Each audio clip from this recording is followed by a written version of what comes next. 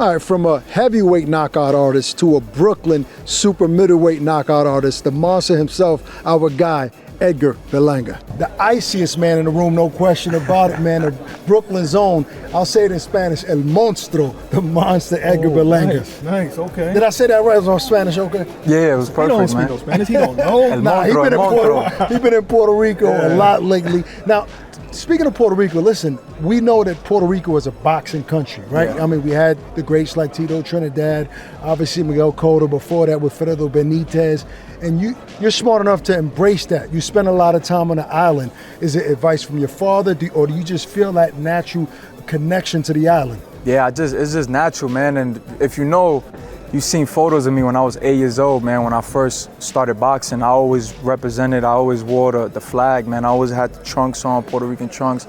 You know, Puerto Rican Day weekend, I used to walk the parade, you know, with all my little belts and stuff, man. So, you know, it was always in me to have that connection with Puerto Rico, even though I wasn't born over there.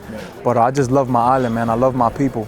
Yeah, but there's a lot of Puerto Rican Americans who were born here who don't get that same support that you get. Why you, bro? I have no clue, man. Fat Joe said on live, he said, yo, me and Pun, you know, we went hard for the island, man, for the flag, and they just always said, you know, these are New York Ricans, you know, Macho Camacho, New York Rican, you know, Garcia, my brother, and another one, you know, and Philly Rican, and you know, with me, man, I don't know, man. I think it's just a connection, man. I think it's just, you know, they just brought me in. Right. You know, I think it's just the love that I got for the flag and for the island. You know, I love my island, man. I love the culture. Yeah, I mean, look, our culture is great. I'm Puerto Rican myself, love the food. But what about the pressure of being one of the Puerto Rican greats? I mean, you love Tito Trinidad. I remember watching footage on Instagram of you meeting him, you guys squaring up. Yeah. How did that feel? Like, did you feel like he was passing the torch? Oh, 100%, man.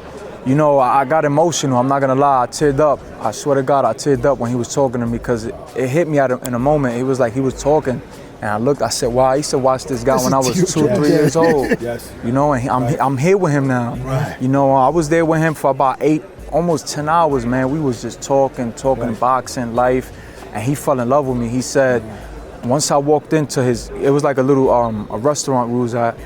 That's his, you know, his family's restaurant. He said he's seen himself in me.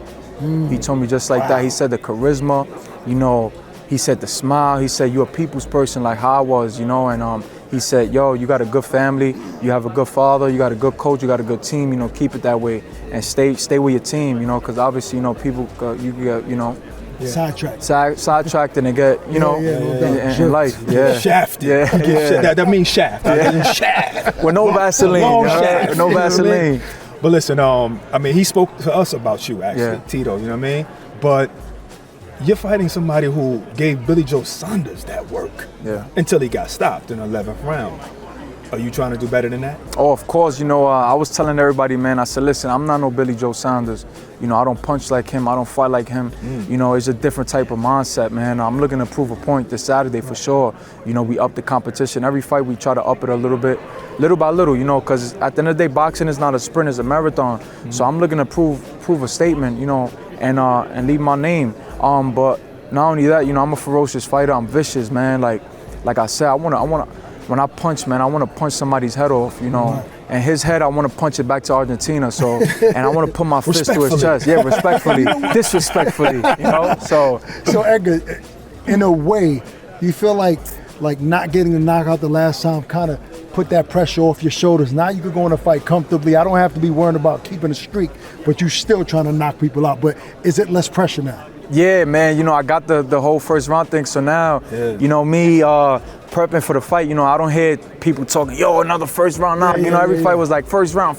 And now it's like, he gonna knock this boy out, bro. It'll probably be in the 3rd round, probably be in the later, probably 8th round. No more, yeah, everybody's just like, you know, they know I'm gonna get the knockout, but it's like, what round now? You know, what round he's gonna, last fight it was like first round. The previous fight before that was like first round, and now it's just like, everything's just coasting now, you know. But hey, you never know. We probably start the streak up again, man. No doubt. You know, I know sometimes like people could be around their idols or celebrities or whatever and get more nervous than just being around your friends or anybody else. Yeah. That doesn't make you nervous that all of these stars they just on board that Edgar Berlanga train come to see you and you know you got to perform. That don't make you nervous? Nah, man, I love it. It's different, man. Like, when you want that light, when you want to shine that much, you know, it's a difference where you don't look for it and it just comes. You get nervous because you're not ready for it. You're like, damn, I didn't know this was gonna come. I didn't know this was gonna happen.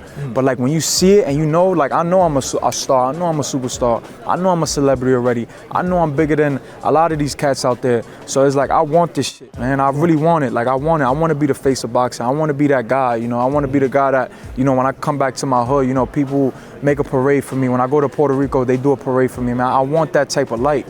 And when you want it, there's nothing it could stop you, man. You're not only speaking it to existence, you're actually doing it. It's becoming real life. And you have a great management team. You got Keith Conley, you were Top Rank. So you guys are mapping out your career. Yeah. I've noticed that in the last year or so, everything is mapped out. So map out 2022 for Edgar Berlanga. I want to know who do you want your three next opponents now to hold be? on. Keith already spoke to us. So if you're lying, we're going to call you the hell out. I'm going to let you know that. I mean, I know we spoke about the December 11th fight. You know, I think we're looking at a guy named Steve Rose. He fought Triple G for December 11th. Right. March, June, I'm gonna keep it a buck. I don't know yet. He probably knows. He ain't tell me nothing. He ain't tell us that one. But forget about like what he has going on. Who do you want to fight? You know, we're looking for, you know, obviously a Steve Rose, and just, you know, March, another guy like him. Right. You know, June, Puerto Rican Day weekend in the Garden. You know, we're looking to really step up. You know, and fight a good name. Look, there was talks about you and the Philly Puerto Rican, the veteran, Rosado, Gabe Rosado. Gabe has a big fight ahead of him against Munguia, but if he pulls up a victory against that, maybe that fight even becomes bigger and you guys can make that showdown in Puerto Rican Day weekend. You know, I know y'all cool. I'm mad cool with him, man. And we spoke, we was talking back and forth, you know, but it's all love with him, you know. He knows at the end of the day, we both Puerto Rican brothers, you know what I'm saying? And, you know, it was just business, man. Like, we spoke. He was like, yo, listen, we can make it happen. We can make this happen and make a lot of money. And I said, I'm with it, you know. But then, you know, obviously everything went left. You know, he got the fight with Munguia, whatnot. You know, I want him to whip Munguia's ass. Right. If not, Munguia got to move up and I'll whip his ass. But you know, I spoke with Daddy Yankee, and he seen the whole thing about me and Rosado was going, and he was like, "Damn, Puerto Rican that weekend." He was like, "Damn, like, you know, body what a body is." Damn, he's like, crazy. It's not great. It's not the great. most ideal situation. Maybe you're Mexican. Yeah, exactly. So he told me personally in my face, you know, when I was in Puerto Rico like 3 months ago, he was like, "Yo, damn, man, like." With him, if you could avoid it. Yeah, he told me, he said, you know, like, you know, that, you know, it's Puerto Rican thing, you know. I was like, yeah, I know. I said, listen, man, but you know, I don't know if you heard, Gabe Rosado was like, yo, it's my brother, man. But you know, best of luck to him. You know, I told him, I said, yo, whip this boy's. Right, no doubt. Do you want, because Canelo was about to fight Plant. Great fight. Both of them guys. Oh yeah, good tremendous fight. Beautiful fight. Do you want Canelo to win so that eventually you could fight Canelo? Because he's such a bigger name, or it don't really matter to you, you just here to fight everybody? Yeah, I mean, regardless if he loses or wins, you know, that fight is gonna be big regardless, man. Like, you see, Bob Arum said it, man, I just gotta keep winning, I gotta keep looking good, performing good. You know, at the end of the day, nothing could continue unless I win. You know, I gotta win in a tremendous way, man, and continue that presence that I always bring to fight nights, and eventually it'll happen, man. I see it happen, and I visualized it in my head plenty of times, man. Who wins that fight, Caleb Plant, Canelo? Man, it's, like I told everybody, it's a hard fight. You know, I think Caleb Plant is the biggest fight of his career. So I think, you know, I want to see what type of mindset he's gonna come in. You know, a lot of guys, you know, obviously at that level, at that pinnacle of boxing, man, you know, it's normal. You can't. It's normal, bro. You know, you have to be here mentally. Right. You know, you could look tremendous in the gym. You could spar 15 rounds, man. But when that night comes, you know, with the fans, the media, you felt it? Yeah, you could feel it. You know, it does. But like I said, you got to be right here mentally. Right. If not, that shit'll drain you. Right. And come fight night, when you're in front of him, all that energy that you had, it just sucks you right out. What was your toughest fight? Concerning that, not your opponent, concerning yourself being mentally ready? I think I know. Probably my last fight. Yeah. You know, my last fight. Figured that. You know, it was like when I walked out, you know, the stadium was going crazy. Yeah. You know, and then when I'm in the ring, I'm fighting, and all I hear is, you know, Edgar, and I hear Puerto Rico. And I'm just hearing it like in my ear, and I'm like, oh, like this is crazy. Before you get out of here, Edgar, listen, you're a knockout artist. Deontay Wilder's a knockout artist. So he's fighting your stablemate, Tyson Fury. Give me a prediction for Saturday night. It's a lot that could happen that night. You know, Fury could stop him again.